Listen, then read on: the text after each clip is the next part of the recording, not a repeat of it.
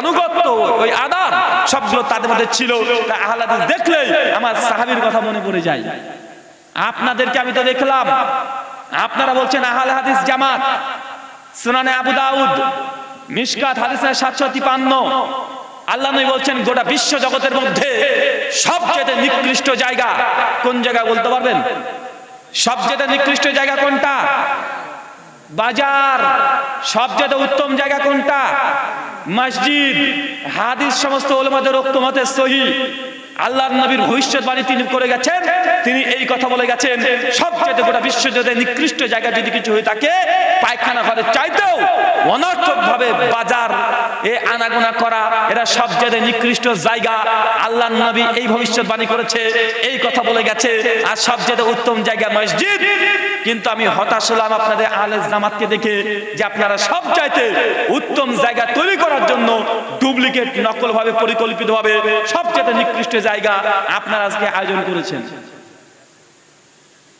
মেলা খেলা 2-4টে দোকান ছিল, যথেষ্ট ছিল।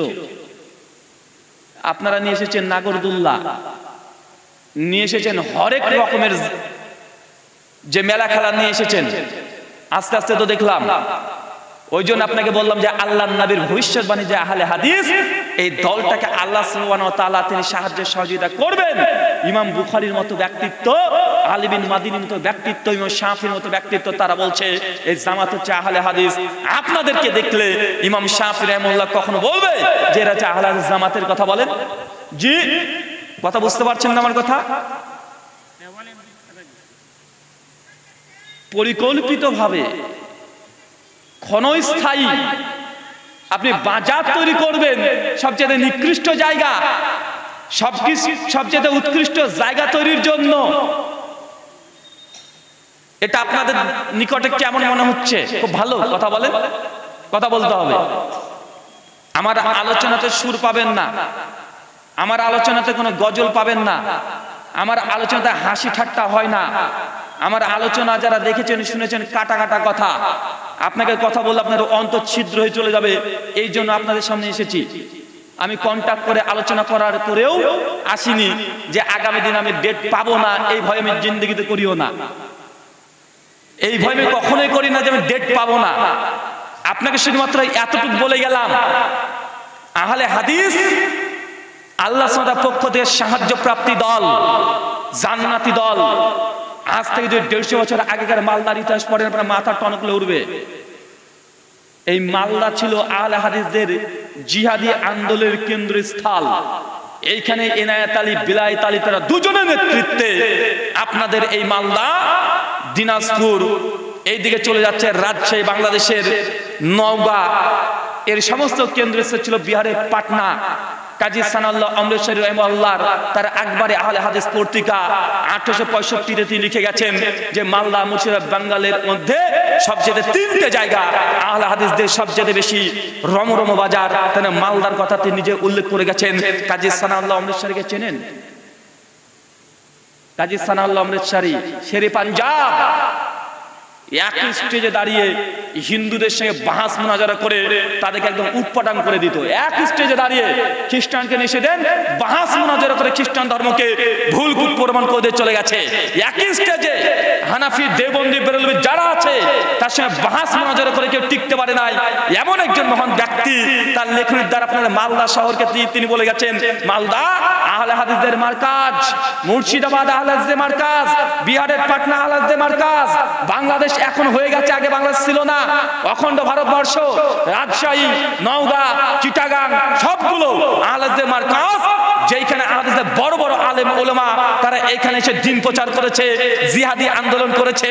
এই বাংলার মাটি থেকে ব্রিটিশ বিরোধী আন্দোলন সবচেয়ে বেশি হয়েছে, আর সবচেয়ে বেশি রক্ত যারা দিয়েছে তারা আহলে হাদিসের বাচ্চারা।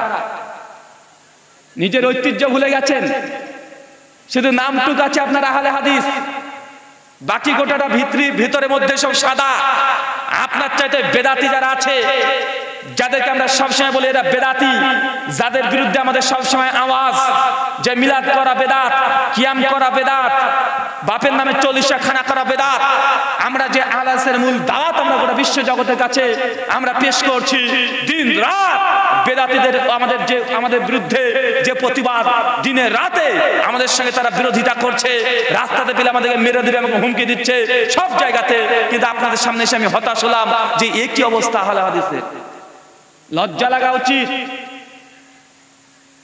সেই মুসলিম কিতাবুল ইমারাত নেতৃত্ব অধ্যায় হাদিস নাম্বার 1965, আল্লাহ রাসূলের কাছে একজন সাহাবী এসে বলছে, ইয়া রাসূলুল্লাহ আমাকে একটু নেতা বানিয়ে দেন না। নেতা মসজিদ কমিটি হতে পারে, মাদ্রাসা কমিটি হতে পারে, সমাজের মাতব্বর হতে পারে, এসব আমাকে নেতৃত্ব দেন, আমি এই এলাকায় আমাকে নেতা বানিয়ে দেন। আল্লাহ রাসূলের সঙ্গে বলছে, শোনো তুমি তো নেতৃত্ব নিতে চাচ্ছ, তবে নেতৃত্ব কত ভয়ঙ্কর, নেতৃত্ব দেওয়া যে কত ভয়ঙ্কর কেউ যদি জানতো তার নেতৃত্ব সে নিত না। কারণ যখন আপনি নেতৃত্ব দেবেন, নেতা হয়ে যাবেন, যদি মানুষকে খুশি না করেন মানুষ আপনার বিরোধিতা করবে, আর মানুষকে সন্তুষ্ট করতে গেলে আপনি আল্লাহকে বেজার করে দিবেন। কথা কি আমার বুঝতে পারছেন?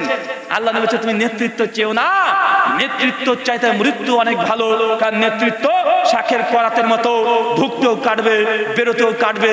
মানে একবার নেতৃত্ব পেয়ে গেছেন, যদি ইনসাফ না করেন জাহান্নামে যাবেন, আর ইনসাফ করলে দেশের মানুষ আপনাকে কখনো নেতার আসনে রাখবে না।